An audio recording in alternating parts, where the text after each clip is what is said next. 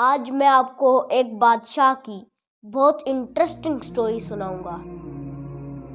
ایک دفعہ یونان میں ایک بادشاہ حکومت کرتا تھا۔ اسے سونے سے بہت پیار تھا۔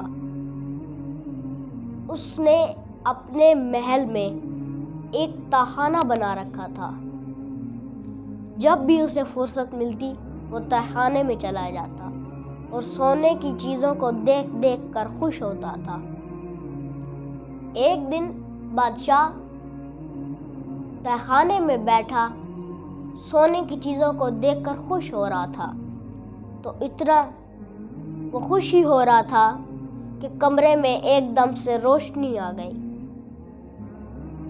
اس نے بادشاہ حیرانی میں ہو گیا کہ بند کمرہ ہے، اس میں روشنی کیسے آ سکتی ہے۔ بادشاہ یہ سوچ ہی رہا تھا کہ روشنی کے اندر اسے ایک انسان نظر آیا۔ بادشاہ کو ایک اجنبی شخص نظر آیا۔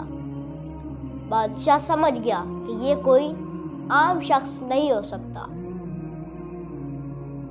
یہ بادشاہ کے سوچنے سے کوئی بولنے سے پہلے ہی اس اجنبی شخص نے کہا کہ بہت سونا جمع کر رکھا ہے۔ بادشاہ نے کہا یہ تو بہت کم ہے۔ اجنبی نے کہا تم چاہتے کیا ہو؟ بادشاہ نے کہا میں چاہتا ہوں میں جس چیز کو بھی ہاتھ لگاؤں وہ سونے کی بن جائے۔ اجنبی شخص نے کہا تو ٹھیک ہے، تم کل صبح سورج کی پہلی کرن کے ساتھ تم جس چیز کو ہاتھ لگاؤ گے وہ سونا بن جائے گی۔ بادشاہ بہت خوش ہوا۔ اجنبی شخص نے کہا کہ 2 منٹ کے لیے اپنی آنکھیں بند کرو۔ بادشاہ نے کہا ٹھیک ہے۔ بادشاہ نے اپنی آنکھیں بند کی اور پھر جب دوبارہ آنکھیں کھولی تو اجنبی شخص کمرے میں نہیں تھا، بادشاہ خود اکیلا تھا۔ اگلے دن صبح بادشاہ بہت خوش تھا۔ بادشاہ جیسے ہی ناشتہ کرنے کے لیے ٹیبل پر بیٹھا تو ناشتے کے لیے بہت ساری چیزیں پڑی تھی۔ وہ جس چیز کو بھی ہاتھ لگاتا وہ سونا بن جاتی۔ اس نے پہلے مکھن اٹھانے کی کوشش کی لیکن مکھن بھی سارا سونے کا بن گیا۔ پھر اس نے چائے دانی اٹھائی لیکن چائے دانی بھی سونے کی بن گئی اور اندر چائے پگھلا ہوا سونا بن گیا۔ بادشاہ بہت پریشان ہو گیا۔ اتنا بادشاہ پریشان ہی تھا کہ اس کی شہزادی بیٹی آئی۔ اس کی بیٹی نے بادشاہ سے کہا کہ بابا جان، باغ میں جو پھول لگے تھے وہ سارے سونے کے بن گئے، بالکل سخت ہو گئے، پتھر کی طرح۔ بادشاہ نے قہقہہ لگاتے ہوئے کہا کہ کوئی بات نہیں بیٹی، اب تو وہ پہلے سے زیادہ قیمتی ہو گئے ہیں۔ بادشاہ نے بیٹی سے کہا کہ بیٹھو، اطمینان سے تم ناشتہ کرو۔ بیٹی ناشتہ کرنے لگ پڑی۔ بادشاہ پریشان بیٹھا تھا۔ بیٹی نے بادشاہ سے پوچھا کہ بابا جان آپ پریشان لگ رہے ہیں۔ بادشاہ نے کہا نہیں کچھ نہیں۔ بادشاہ نے جیسے ہی اس کا ماتھا چوما، بادشاہ کو بالکل بھول گیا کہ وہ جس چیز کو ہاتھ لگاتا ہے وہ سونا بن جاتی ہے۔